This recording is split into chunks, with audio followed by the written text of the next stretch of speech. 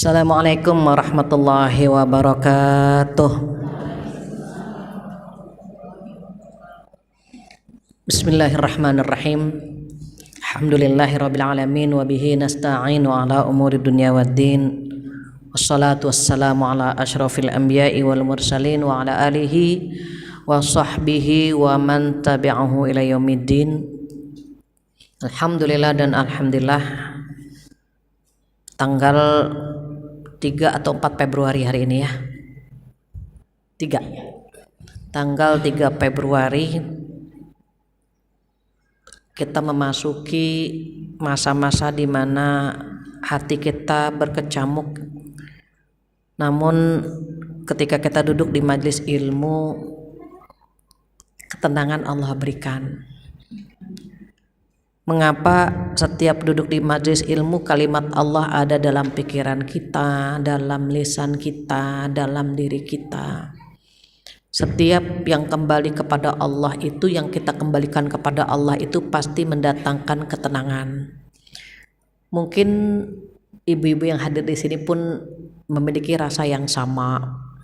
Ada yang gelisah, ada yang tidak tenang, ada yang banyak pikiran, ada yang nggak bisa tidur gitu ya.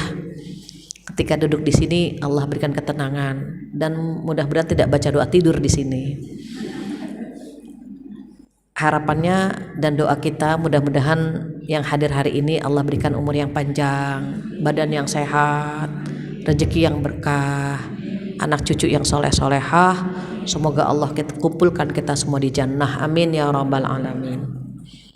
Tak lupa salawat dan salam kita sampaikan kepada kekasih kita Rasulullah Sallallahu Alaihi Wasallam, yang alhamdulillah kita pelajari sabdanya setiap bulan.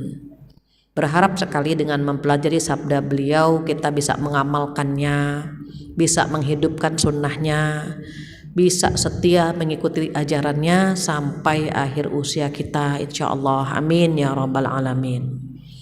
Tema hari ini tentang Allah Maha Baik dan tidak menerima kecuali yang baik-baik saja.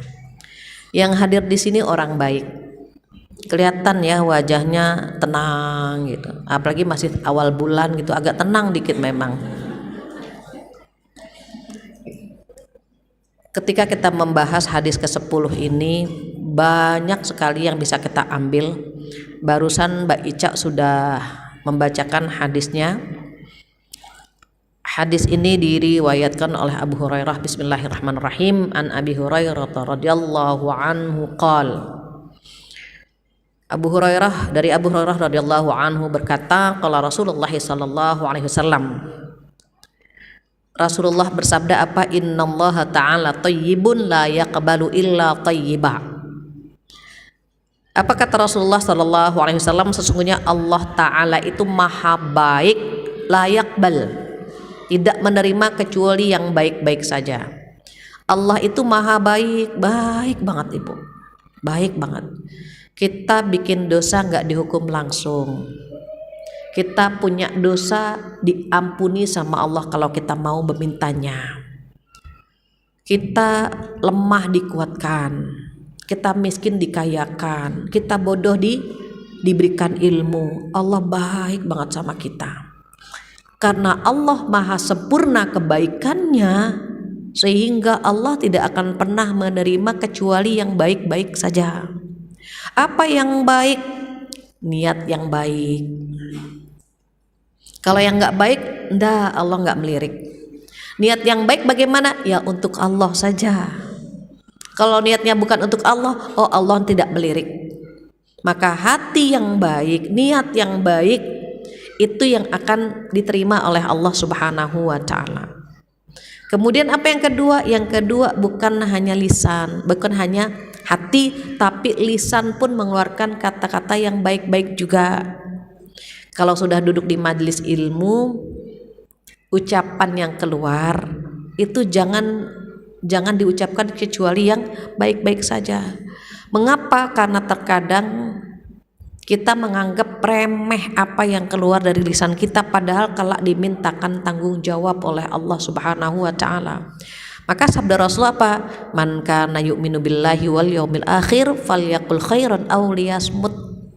Barang siapa yang beriman kepada Allah dan hari kiamat, maka apa? Falyaqul khairan, maka bicara yang baik-baik saja atau diam. Kalau nggak bisa bicara dengan cara yang baik, mengeluarkan tutur kata yang baik, yang indah, diam lebih baik. Maka yang pertama hati, yang kedua lisan, yang ketiga apa? Amal perbuatan. Saat Allah berfirman, tadi ayatnya sudah dibaca sama Mbak Ica. Ya, Mbak Ica ya. A'udzubillahi minasyaitonirrajim. Alladzi khalaqal mauta wal hayata liyabluwakum ayyukum ahsanu amala. Apa artinya? Dia, Allah gitu ya, yang menciptakan apa? Maut. Khalaqal mauta wal hayat, menciptakan kematian, kehidupan. Tujuannya apa? Liyabluwakum ayyukum ahsanu amala. Saat Allah menciptakan mati dan hidup, tujuannya menguji kalian mana di antara amal kalian itu yang paling baik, begitu. Maka saat Allah maha baik, tidak menerima. Apa yang maksud tidak menerima? Ada 3 yang dimaksud. Allah maha baik, tidak menerima yang baik-baik. Yang pertama maksud tidak menerima apa? Tidak sempurna. Jadi iman seseorang tidak sempurna. Ibu pernah dengar kan? Tidak sempurna iman seseorang ketika dia tidur nyenyak dalam kondisi kenyang, sementara tetangganya tidak bisa tidur karena kelaparan. Artinya apa? Yang dimaksud tidak diterima di situ tidak sempurna amalnya, tidak sempurna imannya. Jadi even ayatnya atau hadisnya tidak menerima, tetapi ada 3 tafsiran. Yang pertama tidak sempurna. Amal kita nggak sempurna kalau nggak baik, begitu. Amal kita tidak sempurna kalau tidak melakukan yang baik. Tidur boleh Bu, tapi kalau tidurnya nyenyak karena kekenyangan, sementara tetangga nggak bisa tidur karena kelaparan, itu kan nggak baik gitu, nggak sempurna iman kita. Maka itu yang pertama. Yang kedua, apa yang dimaksud tidak menerima? Yang kedua, yang dimaksud tidak menerima tidak sah. Mengapa? Karena pakaian yang kita pakai tidak baik. Contoh, kita sholat. Ketika sholat ada najis di baju kita, terus sholat kita sah nggak Bu? Tidak. Kenapa tidak sah? Karena kita tidak berpenampilan sempurna dan ada pakaian, ada najis di dalam pakaian kita. Maka yang dimaksud tidak menerima di situ tidak sah. Sama halnya kita wudu, kita mandi hadas besar, terus lupa niat, sah nggak? Tidak. Ulang lagi tuh wudunya. Misalnya dari luar, aduh wajah kayaknya berdebu, langsung cuci muka, terus cuci tangan, cuci kaki. Walaupun misalnya rambut diusap, anggota tubuh diusap, kalau Imam Syafi'i berpendapat jika tidak ada niatnya tidak sah.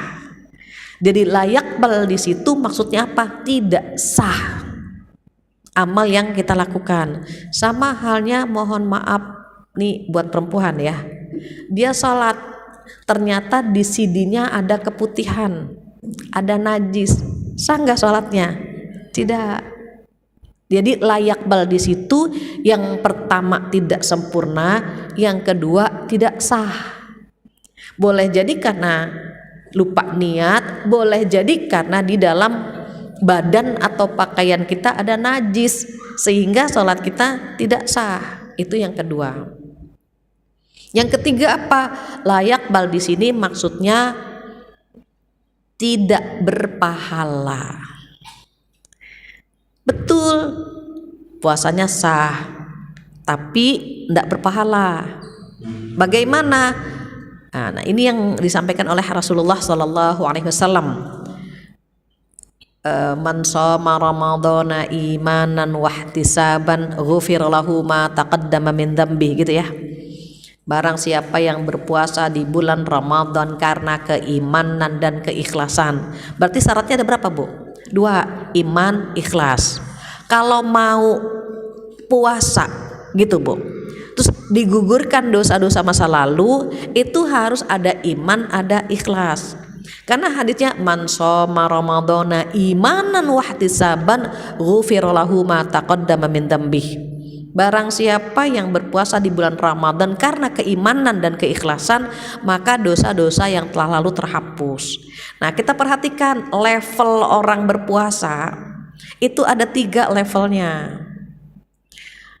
Ada kelas paling rendah, kelas umum. Orang umum puasanya bagaimana? Ya menahan lapar dan dahaga saja, tapi tidak menahan matanya, tidak menahan lisannya. Banyak kan Bu puasa tapi ngerumpi jalan terus gitu kan. Puasa tapi nonton drakor jalan terus sambil menikmati, Allah ganteng banget sih. Lagi puasa iseng dia sambil nunggu buka puasa, dia nonton yang untuk merasa syukur katanya. Untuk meningkatkan rasa syukur, mari kita tatap yang cakep-cakep. Terus menikmati. Sah puasanya, tapi tidak berpahala. Jadi level orang-orang puasa itu level umum ya begitu. Puasa dia menahan lapar dahaga tetapi tidak mampu menahan hawa nafsu, entah itu mata, entah itu lisan. Puasanya sah tapi pahalanya wallahu a'lam. Itu kelas umum. Ada kelas khusus. Kelas khusus bagaimana? Kelas khusus itu puasa dan dia mampu menjaga pandangan, lisan. Kita mudah-mudahan sudah kelas khusus Bu. Ini kan tinggal menghitung bulan ya. Bisa jadi menghitung hari kita memasuki bulan suci Ramadan. Itu puasa kita jangan seperti yang sudah-sudah. Puasanya harus meningkat ke level khusus. Orang puasa di level khusus ini Bu, dia puasa matanya dijaga, lisannya dijaga, begitu. Dia khawatir kalau melanggar rambu-rambu Allah nggak dapat pahala. Jadi kalau ada yang ngajak bikin masalah, dia akan bilang ana shaim, saya puasa. Diajak berdebat, ana shaim, saya sedang puasa. Itu sahabat seperti itu kalau ada yang mengajak melakukan dosa. Kalau kita kan ada yang ngajak ngerumpi, tancap. Ada yang ngajak nonton, bolehlah gitu. Ini yang khusus ini ndak mau dia. Ndak, ana shaim, saya puasa. Ada kelas yang lebih tinggi lagi, kelas istimewa. Kelas istimewa bagaimana ketika Ramadan? Ketika Ramadan dia bukan hanya menjaga anggota tubuhnya dari hawa nafsu, tetapi dia menggunakan semua anggota tubuhnya, pikirannya, hatinya, tubuhnya untuk mengingat Allah saja. Fokus bagaimana Ramadan itu disibukkan dengan amal soleh. Makanya para sahabat salafus soleh termasuk Imam Syafi'i, kalau sudah memasuki bulan suci Ramadan maka satu malam tuh Bu hatam 1 kali, siangnya hatam 1 kali. Berapa kali Bu? Sehari semalam hatam 2 kali. Sebulan berapa kali berarti? 60 kali. Karena 1 malam hatam sekali, siangnya hatam 1 kali. Mbak Ica di sini boleh main jari kan? Boleh. 1 malam, karena memang 1 kan Bu, 1 malam 1 kali hatam, 1 hari 1 kali hatam. Artinya Imam Syafi'i bisa hatam 1 kali di malam hari, 1 kali di siang hari, coceli 2 kali, berarti kali 30, 60 kali. Itu kelas istimewa. Kalau kita level mana nih? Nah, itu pertanyaannya. Jadi layak bal di situ maksudnya apa? Layak bal di situ ada 3 tafsiran. Pertama, tidak sempurna. Kedua, lupa Ibu, tidak sah. Ketiga, tidak berpahala. Kenapa? Karena hati kita, lisan kita, perbuatan kita harus baik di mata Allah Subhanahu wa Ta'ala. Itu yang dimulai dengan kata kalimat la yaqbalu illa thayyiba. Terus kalau ibu-ibu pengen dapat pahala, syaratnya bagaimana? Syaratnya 2. Niatnya benar, caranya benar. Niatnya kepada untuk Allah saja, caranya sesuai dengan yang diajarkan Rasulullah Shallallahu Alaihi Wasallam. Sholat subuh 2 rakaat, niatnya untuk Allah. Kalau niatnya untuk Allah tapi 3 rakaat, enggak sah. Ya Allah, saya tulus ikhlas sholat subuh 3 rakaat, enggak diterima. Kenapa? Caranya tidak sesuai. Dia bersedekah sebanyak-banyaknya tapi dari hasil mencuri, dari hasil korupsi, enggak diterima begitu. Caranya harus benar. Ibu pernah nonton film apa dulu yang mencuri merampok? Kok jadi lupa ya? Robin Hood. Ibu pernah nonton ya? Itu kan Robin Hood itu kan mencuri, tapi uangnya kan dibagikan kepada orang miskin. Jadi kalau misalnya cara mendapatkannya tidak benar, tidak diterima. Kenapa? Syaratnya harus 2. Pertama, niatnya untuk Allah. Kedua, caranya sesuai dengan yang Rasulullah sampaikan. Nah, di hadis ini ada ayat yang sama. Sama dalam menganjurkan kita memakan yang halal saja.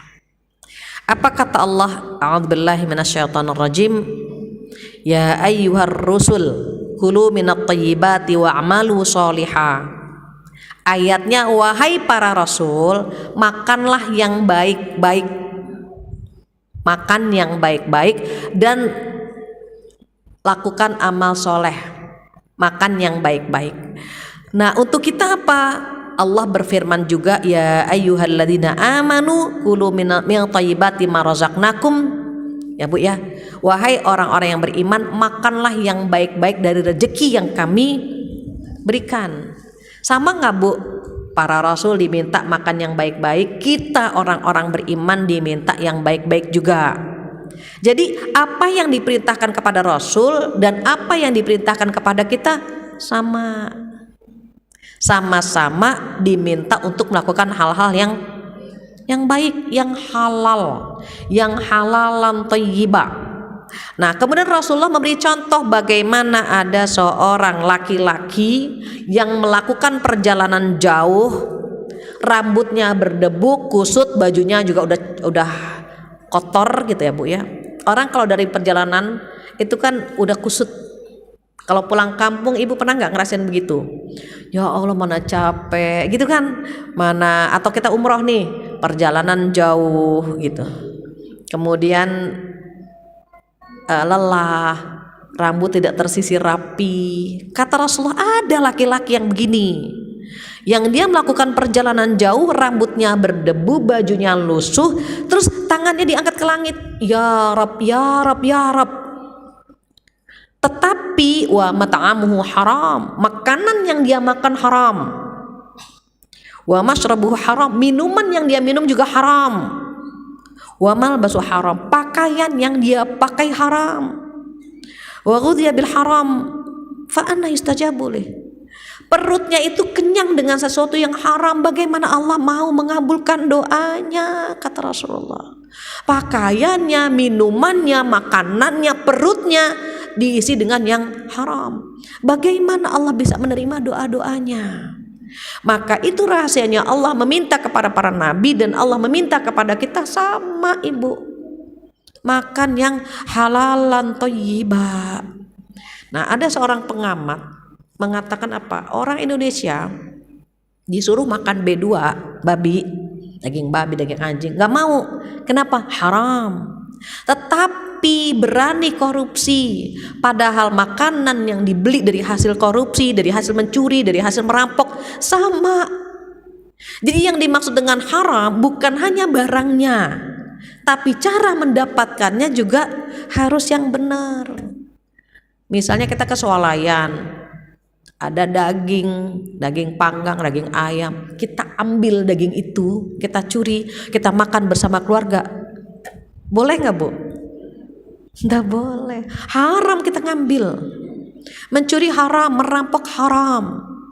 Jadi bukan hanya barangnya, tapi cara mendapatkannya juga sama.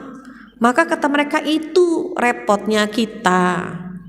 Kadang-kadang mengharamkan, kita nggak berani gitu maksudnya. Haram nih buat kita makan, karena jelas B2 gitu ya, atau daging-daging yang memang haram dimakan. Tetapi sayangnya dia bisa makan dari hasil curian, hasil rampokan, hasil korupsi dan seterusnya. Padahal kata Rasul apa? Nah, hamba ini dalam perjalanan yang sangat panjang, bajunya lusuh, rambutnya berdebu. Ini apa yang disampaikan Rasulullah itu kita sama-sama introspeksi. Saya pernah jadi karyawati juga Ibu. Jadi saya buat ada 3 amplop yang halal, sistem ya Bu, sistem. Jadi kadang-kadang sistem yang kita temui itu ada hal-hal yang bikin kita ragu. Jadi ada 3 amplop halal, amplop syubhat, amplop haram. Riba, bunga bank itu kan haram. Nah, yang halal kita bawa pulang, kita kasih ke anak, ke keluarga, itu halal Bu, karena itu hak kita kan. Take home pay, salary kita tuh halal, bawa pulang. Ada yang syubhat tuh Bu, kadang-kadang ada ucapan terima kasih, ada ini, ada itu gitu. Yang ini abu-abu nih misalnya. Yang tahu kan hanya kita ya Bu, yang tahu hanya kita sama Allah lah. Ragu gitu. Udah masukkan ke kotak syubhat. Tapi kalau yang jelas-jelas haram, itu masukkan ke kotak haram. Terus alokasi dananya bagaimana? Nah, ini sudah konsultasi ke Dewan Syariah. Yang syubhat itu dianggap uang kadedeh, uang rakyat, dikembalikan kepada rakyat dalam bentuk pendidikan dan kesehatan. Contoh, tetangga kita sakit, belum ngurus BPJS atau gitu Bu, itu bisa pakai uang yang syubhat tadi. Ada tetangga kita mau nebus ijazah mahal, itu bisa pakai uang itu. Begitu pendapat beliau. Jadi uang syubhat dianggap uang rakyat, dikembalikan kepada rakyat untuk memfasilitasi pendidikan dan kesehatan. Kalau haram itu dialokasikan untuk fasum. Apa fasum? Fasilitas umum seperti jalanan gitu, penerangan gitu. Ya Bu, atau taman. Intinya buat fasum saja, buat fasilitas umum saja, MCK. Kalau di pelosok tuh ada MCK, tahu MCK Ibu?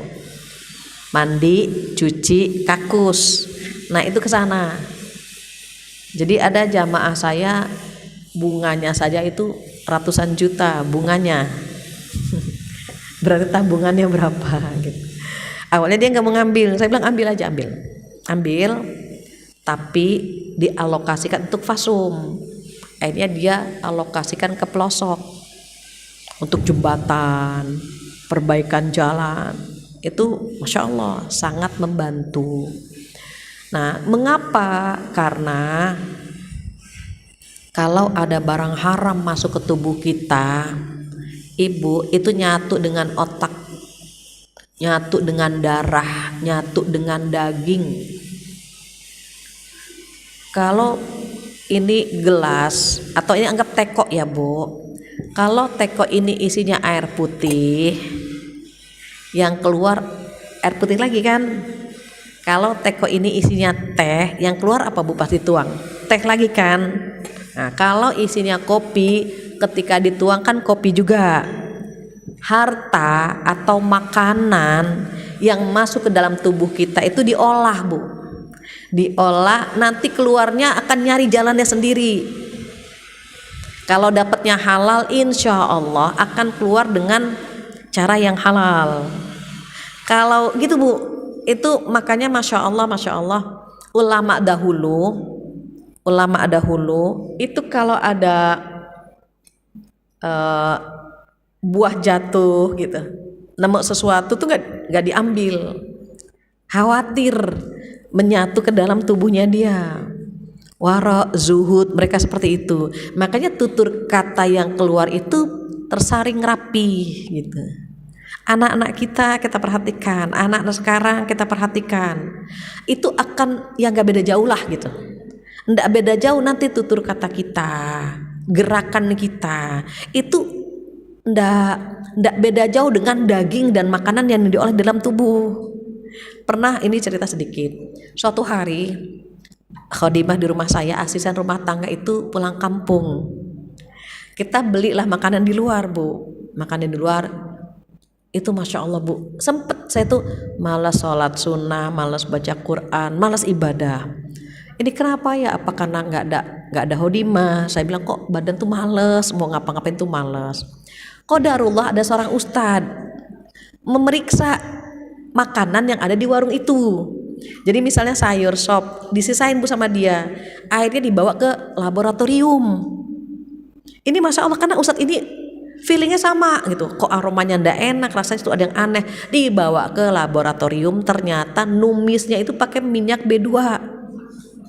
Numisnya aja nggak ada dagingnya, numisnya itu pakai gitu Bu, biar gurih katanya. Itu kan kita makannya nggak sengaja kan Bu, tapi dampaknya betul Ibu, malas ngaji, malas sholat, malas gitu. Ini masya Allah ustadz ini itu punya inisiatif bawa air sopnya itu ke laboratorium sehingga ketahuan ada minyak B2 di situ.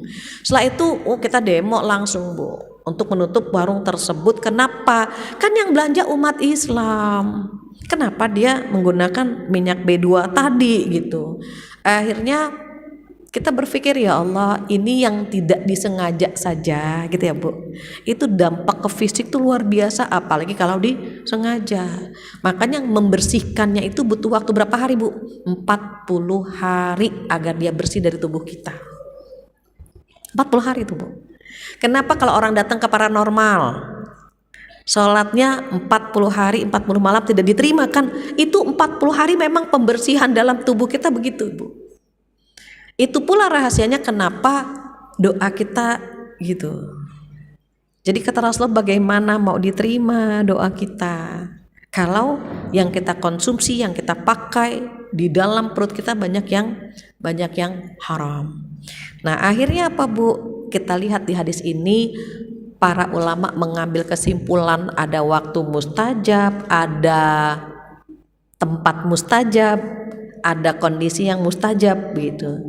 Kalau lagi hujan deras itu doa kita mustajab tuh Bu. Lagi hujan deras nih Bu, itu doa kita mustajab. Ketika antara azan dan iqomah, antara azan dengan iqomah itu mustajab itu. Di 2/3 malam mustajab. Ini terkait dengan waktu ya Bu. 2/3 malam antara azan dan iqomah ketika hujan deras itu doa mustajab. Terkait tempat, masjid mustajab, Masjidil Haram, Masjid Nabawi, Masjidil Aqsa itu mustajab semua tuh Bu, terkait dengan tempat. Kalau kita dikasih kesempatan untuk umroh lah. Kalau enggak di sini, di rumah Allah di Indonesia. Makanya kalau ada pengajian suka kita buka kan Bu dengan doa, mudah-mudahan yang hadir begini gitu kan Bu. Kenapa? Karena di rumah Allah itu doa kita diijabah. Terus nutut ilmu juga doa kita diijabah. Maka untuk tempat masjid dalam kondisi apa Bu? Kondisi yang mustajab. Nah kondisi yang mustajab doa orang tua ke anak mustajab, doa orang yang terzolimi mustajab. Kita punya teman, punya pasangan, punya pemimpin, punya tetangga, siapa aja kita merasa terzolimi, punya bos, aduh ya Allah kok zolim banget gitu, angkat tangan langsung Bu, itu mustajab. Jangan buat orang lain doanya, buat kita. Jangan pernah doa yang buruk-buruk, sayang. Saat doa kita mustajab, minta yang baik buat kita. Suami melakukan hal yang misalnya tidak bagus gitu Bu, dah doa. Anak melukai kita, doa yang baik-baik aja. Kenapa? Doa orang tua untuk anak nggak ditolak, doa orang yang terzolimi tidak ditolak, doa seorang musafir sama tuh Bu, kita musafir nih, kita pulang kampung tuh tidak ditolak. Jadi kondisi kita bisa didengar doanya, tapi ada syaratnya, ada urutannya, ada etikanya. Kalau mau doa kita dikabulkan, dibuka dengan memuji Allah terlebih dahulu. Memuji Allah ya Bu, dengan Bismillahirrahmanirrahim atau dengan Asmaul Husna. Yang kedua apa? Salawat. Allahumma sholli ala sayyidina Muhammad wa ala ali sayyidina Muhammad. Doa, baru memuji Allah, membaca sholawat, baru isi doanya. Setelah itu ditutup. Nutupnya jangan begini Bu, jika engkau berkenan ya Allah, dengan jika engkau jika bisa gitu, jangan. Ya Allah berikanlah aku suami yang 3T, takwa, tampan, tajir, kalau bisa ya Allah, bisalah gitu. Kata Rasulullah, jangan ditutup dengan ini.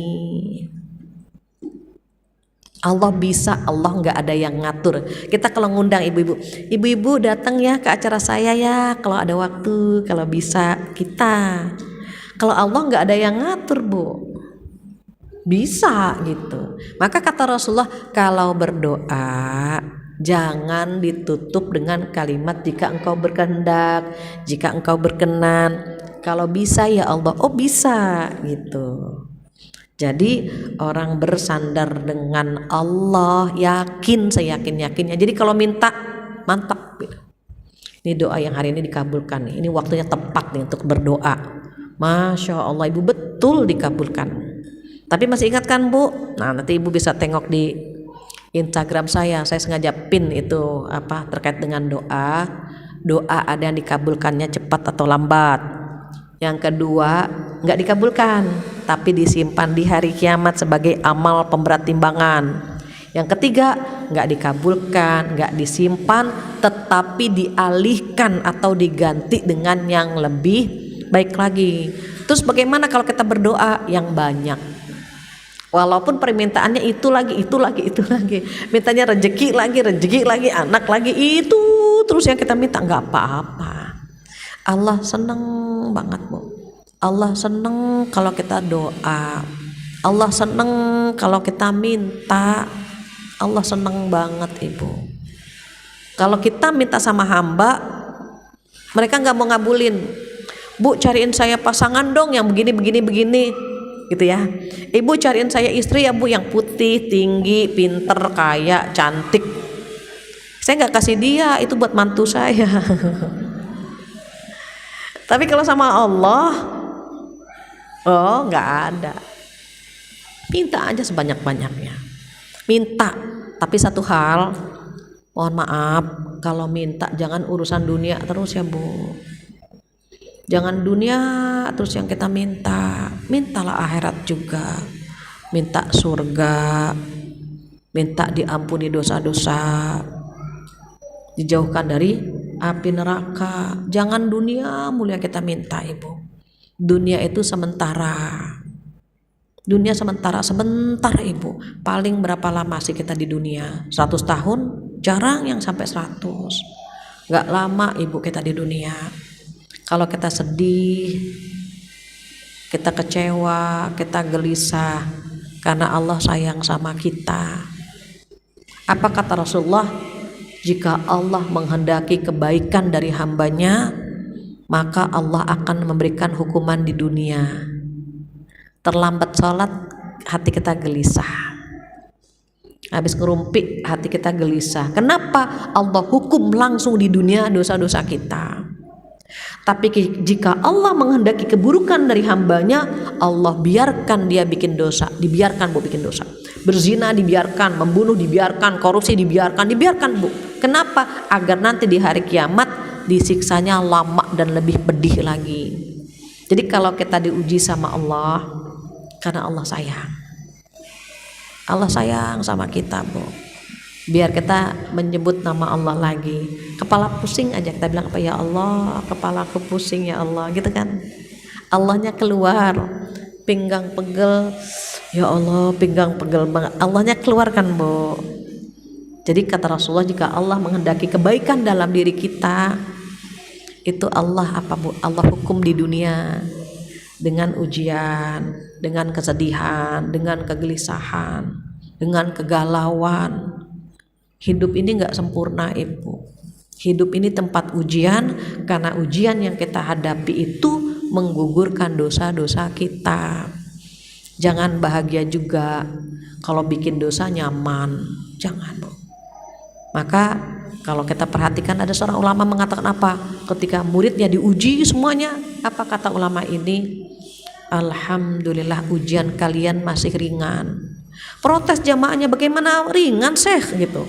Ustadz bagaimana ringan, anak saya sakit, ada yang istri saya begini, ada yang ringan, kata ulama itu. Ujian terberat adalah ketika kita jauh dari Allah dan kita nyaman. Itu ujian terberat. Jadi kalau masih duduk di sini, telinga kita masih mau mendengarkan yang baik, Masya Allah ibu, kita dikumpulkan dengan orang baik-baik, itu Allah sayang banget sama kita. Karena kalau Allah lagi sayang, kita dimudahkan kumpul sama orang baik-baik ibu, dipertemukan dengan orang baik, di waktu yang baik, di tempat yang baik. Tapi itu kita harus introspeksi. Kalau kita gak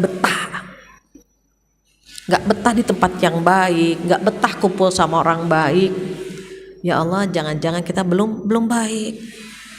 Tapi kalau kita gak betah bu, pernah kan bu kita berada di posisi gak betah banget, nongki sama orang gak sholat, nanti kita caps kemana gitu, pergi kemana gitu ya bu, nongkrong lagi, terus kita gak tenang gitu, karena mereka nyaman aja gak sholat gitu, terus kita gak nyaman. Kok mereka bisa ya gak sholat nyaman, azan berkali-kali kumandang, kok mereka nyaman gak sholat, kita yang gak nyaman. Berarti Allah masih memberikan kita apa bu? Memberikan kita pilihan, petunjuk, bukan ini tempat kamu, tidak cocok. Jiwa itu berbaris bu, junudum mujannadah. Jadi kalau jiwa yang baik kumpulnya sama orang baik, yang tidak baik kumpulnya sama orang tidak baik. Itu sudah kata Rasulullah begitu bu, jiwa itu begitu. Makanya enggak mudah ya bu, duduk di majelis ilmu, bisa lihat Quran, bisa, itu enggak mudah kalau bukan karena bimbingan Allah. Mudah-mudahan kita bisa seperti ini terus sampai akhir usia kita. Enggak harus saya sih bu, siapapun narasumbernya tetap hadir bu, mau siapa bu tetap datang. Karena saya sampaikan ini, ada beberapa panitia bilang begini, Bu Fatia tolong bilang dong sama jamaah, bukan di sini Mbak Ica, bukan Mbak Ica, bukan Bu Fatia tolong sampaikan ke jamaah, tolong dong mereka tetap datang walaupun bukan Bu Fatia yang ngisi gitu. Karena kan yang namanya pahala kan siapapun gurunya tetap dapat pahala bu. Walaupun ya bu ya, mungkin kita pernah tahu ilmunya Tapi kan duduk bersama orang baik-baik itu adalah pilihan Allah. Jadi usahakan, paksakan. Ibadah itu ada unsur dipaksakan, Ibu. Duduk di majelis ilmu paksakan, sholat sunnah paksakan, puasa sunnah paksa. Ibadah itu ada unsur begitu. Kalau nggak dipaksa, Bu, pengennya yang enak-enak. Kaum rebahan enak tuh, Bu. Ngerumpi enak itu, nonton itu enak banget, Bu, enak gitu. Jadi harus ada yang dipaksakan. Kita ngerumpi berjam-jam itu kuat, Bu, tapi baca Quran baru 2 halaman udah ngantuk kan, Bu. Paksakan itu, lanjut, ada unsur begitunya. Mudah-mudahan hadis ini kita mengingatkan hati kita bahwa Allah itu indah, Allah itu baik. Berarti penampilan kita sama suami juga diperbaiki. Berpenampilan indah nih kan hari Sabtu Ahad kan Ibu nggak ngantor. Sabtu Ahad suami di rumah, itu show time. Diekspor kecantikan kita, penampilan kita, pakaian kita. Itu Allah suka banget sama istri yang mau berpenampilan menarik untuk suaminya. Kenapa? Allah indah. Jadi kalau ibu-ibu perawatan itu indah kan, Bu? Allah suka. Ibu makan yang baik-baik, Allah suka. Jangan sampai kita makan sembarangan, ngukur diri aja, mengukur usia, mengukur diri. Yang kira-kira yang nggak boleh dimakan sama kita apa? Jangan dimakan. Kenapa? Karena Allah suka banget dengan yang indah, yang sehat, yang halal. Demikian. Alhamdulillah, gak terasa jam 11:05. Saya mohon maaf kalau ada kata-kata yang kurang berkenan. Ada waktu ngobrol gak Mbak Ica? Ada yang ingin bertanya, menambahkan, ada waktu insya Allah 10 menit. Demikian, saya kembalikan lagi kepada Mbak Ica. Silakan Mbak Ica.